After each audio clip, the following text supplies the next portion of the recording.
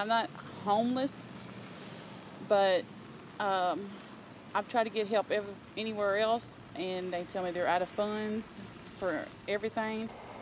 So this woman turned to standing along the streets of Murfreesboro to ask for help. She is not alone. So many people are starting to panhandle. City leaders are ready to take action. Council members want a crackdown in the enforcement of ordinances already on the books. But as News 2's Joseph Pleasant found out, some of what these panhandlers are doing is considered a constitutional right. We met Jennifer standing in the rain along Old Fort Parkway in Murfreesboro. She was holding this sign. It's hard.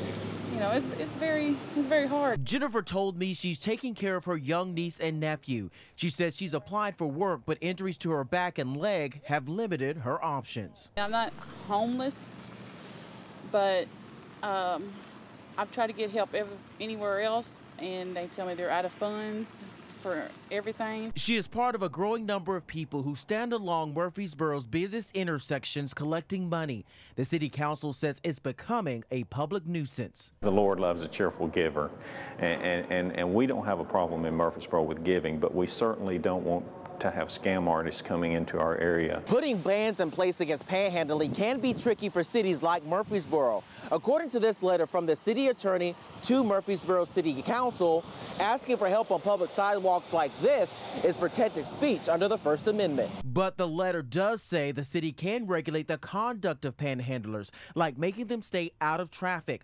Ordinances dealing with that are already on the books, but hardly enforced. Our biggest concern truly is the driver of the vehicle not having his focus on the intersection and the person who's going into the road taking their life into their own hands. In the meantime, folks like Jennifer plan to continue to stand outside holding their signs and waiting for help.